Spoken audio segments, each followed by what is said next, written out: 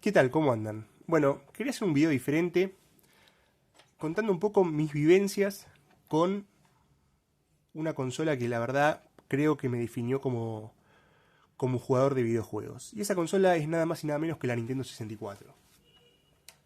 Les voy a contar un poco mi experiencia con la Nintendo 64 y cómo lo viví yo acá en Argentina siendo un niño de los 90, ¿no? Primero que nada, mencionar que acá en Argentina, y creo que esto podríamos extenderlo a toda Latinoamérica, la Nintendo 64 fue una consola para ricos, que muchísima gente, yo me incluyo, no tuvo en su momento. ¿Por qué digo para ricos? Es en esta época donde se empieza a formar esa eh, creencia o afirmación de que Nintendo es para ricos. La realidad es que Nintendo competía en ese momento con la PlayStation. No recuerdo cuánto costaba cada una de las consolas, la verdad.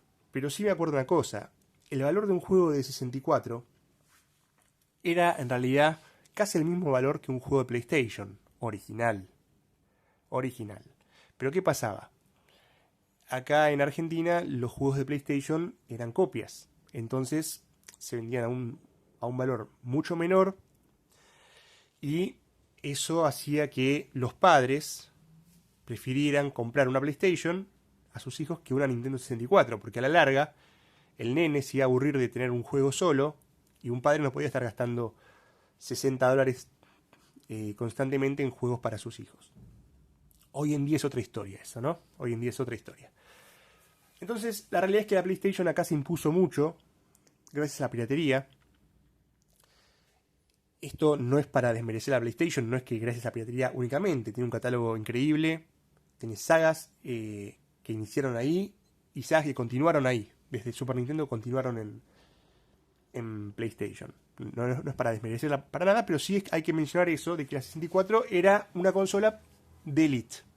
Así lo fue, y es por eso que muchos de nosotros en su momento no la pudimos tener.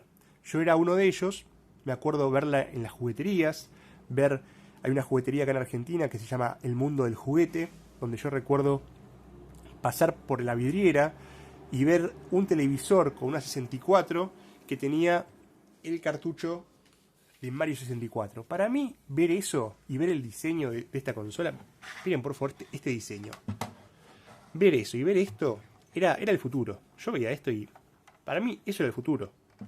Yo no podía creer que Mario se pudiera mover en un entorno 3D. No lo podía creer. Y, y eso sin haber visto el joystick. Porque por favor vean lo que es el joystick.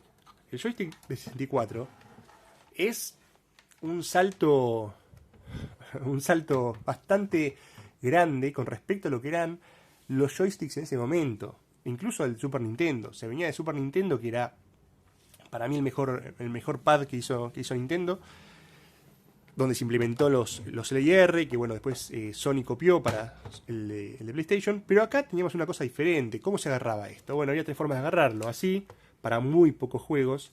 Así, para incluso menos juegos. Y así, para la mayoría de los juegos. Con el botón Z acá atrás. El A y B, el Start y el botón C, que muchas veces oficiaba de cambios de cámara. O de inventario también teníamos. Lo interesante del control para mí son dos cosas, más allá de la forma estrafalaria.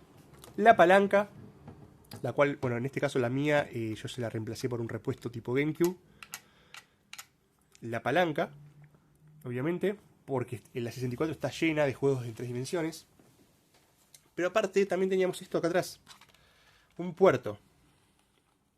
En el puerto iban diferentes accesorios. Por ejemplo, iba el Game Pack. El Game Pack era una especie de memory card. Iba también el Expansion Pack. No, perdón, iba el Transfer Pack, perdón. El que vos podías insertar cartuchos de Game Boy y que ese juego de Game Boy tuviera alguna interacción con el juego de 64 que estaba jugando. La interacción más conocida es entre los juegos de Pokémon de Game Boy con el Pokémon Stadium 1 y Pokémon Stadium 2 en la consola americana, ¿no? Pero también había otros juegos. Por ejemplo, Perfect Dark, su versión de Game Boy, tenía interacción con el Perfect Dark de 64. Mario Tennis y Mario Golf, dos juegos de Game Boy hechos por Camelot tenían interacción con sus respectivas los respectivos títulos, pero de 64. Había una cosa interesante entre los personajes que sacabas en uno, podías pasarlos al otro. La verdad, muy interesante y muy innovador. Yo, la verdad, como les digo, es que no tuve la 64 en su momento, y hablo de finales de los 90, pero tampoco la tuve mucho después. La tuve en el 2002. Sí, está bien, estamos en plena etapa de GameCube, plena época de GameCube, pero yo se la compro, me acuerdo, se la compro a 80 pesos, que si mal no recuerdo eran 80 dólares.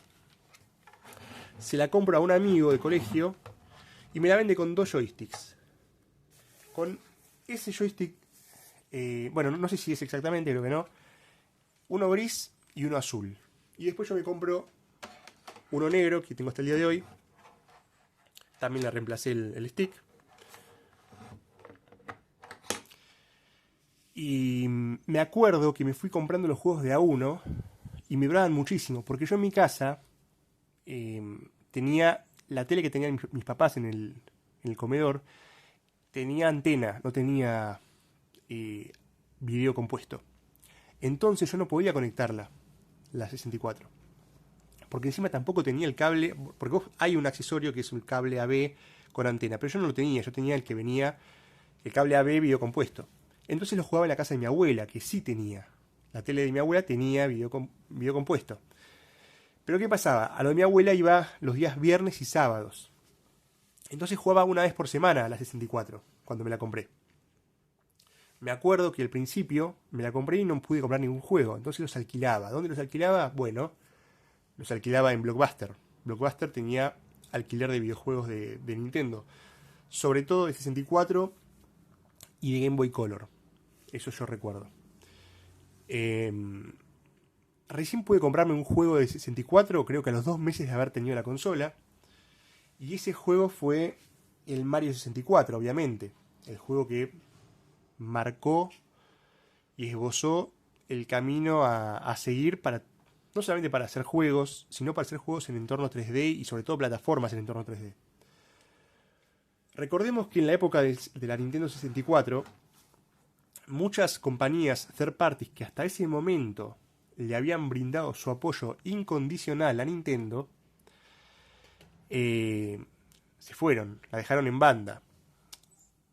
Podemos decir que la historia oficial dice que se fueron porque, bueno, como Nintendo siguió sacando cartuchos, esta consola lleva cartuchos y no CDs.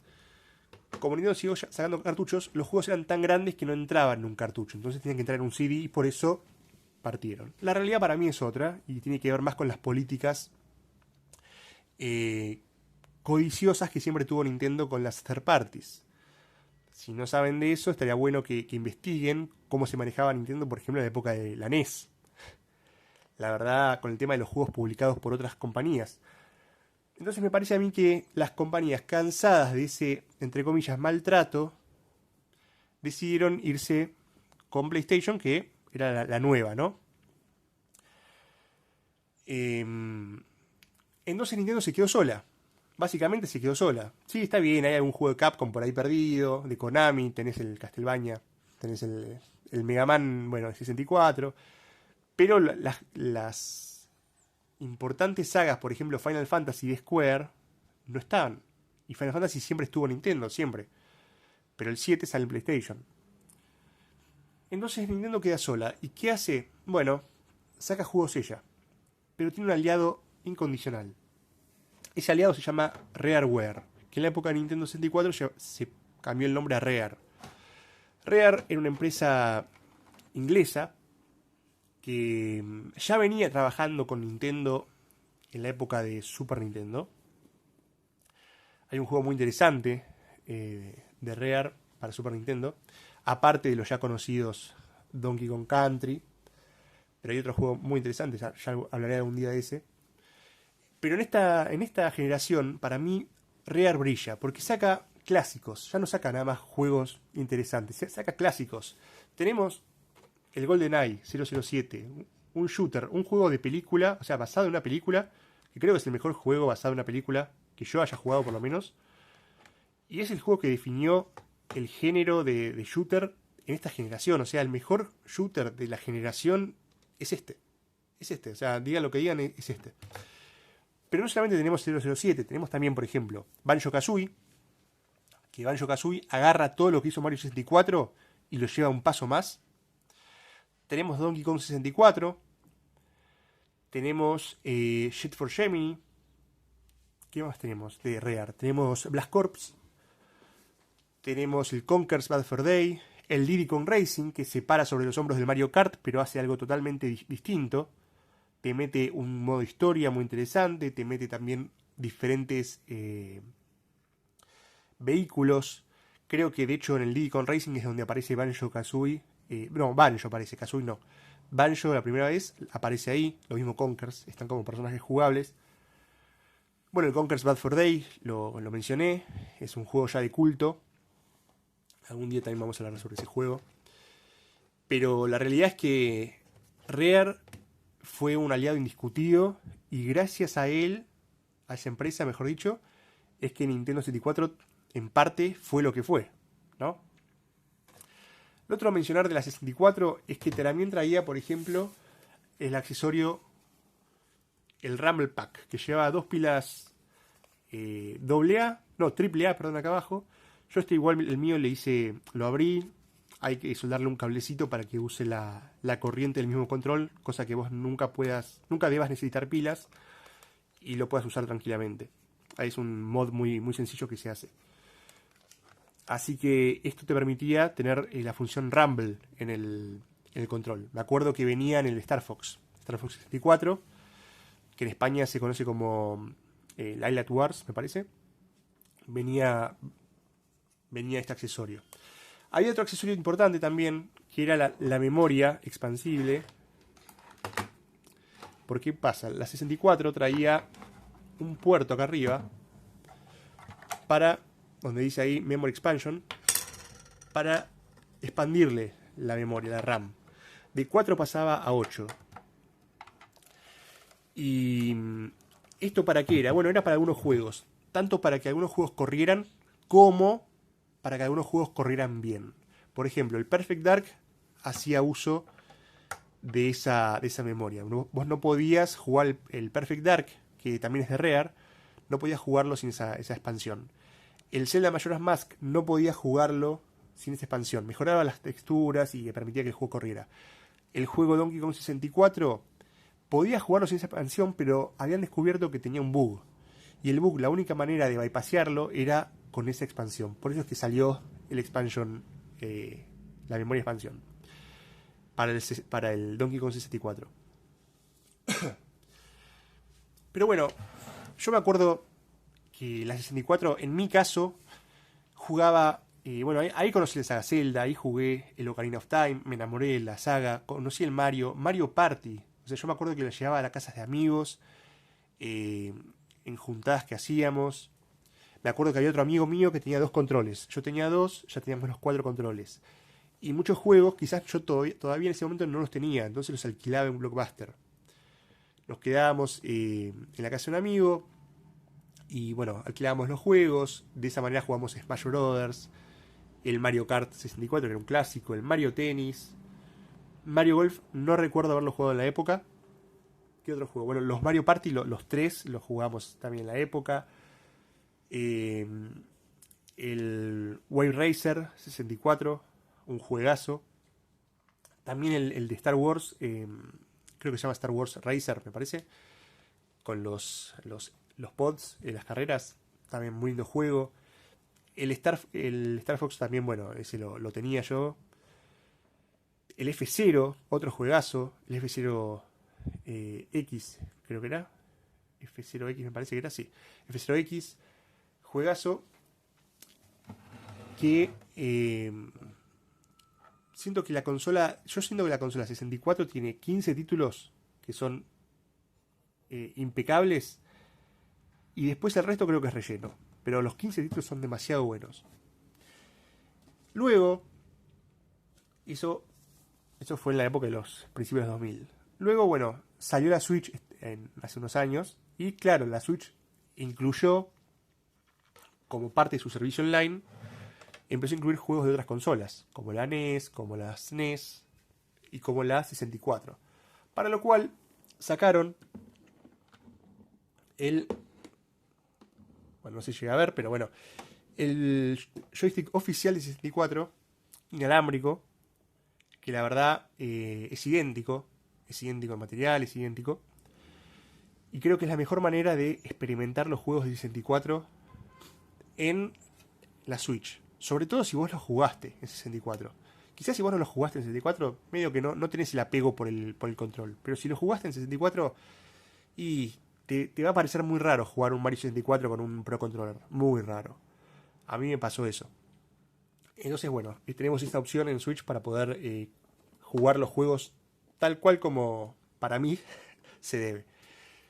Nada, quería comentarles un poco de esto de la 64, lo que fue para mí, el diseño este futurista que al día de hoy lo sigo viendo así, los 4 puertos impactantes que ya te decían que esta consola era para el multiplayer.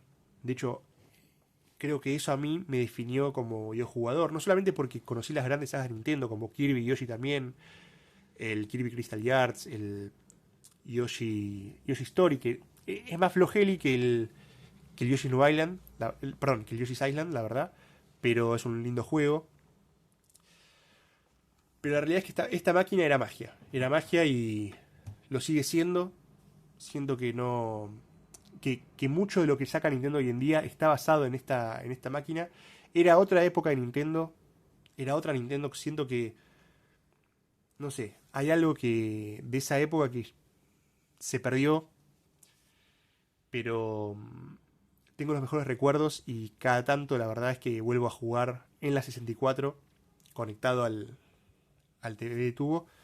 Los juegos originales, ¿no? Porque para mí tienen cierta gracia jugarlo en el sistema original. Contame vos, la 64, ¿la tuviste de chico? ¿La tuviste de grande? ¿Qué juego te voló la cabeza?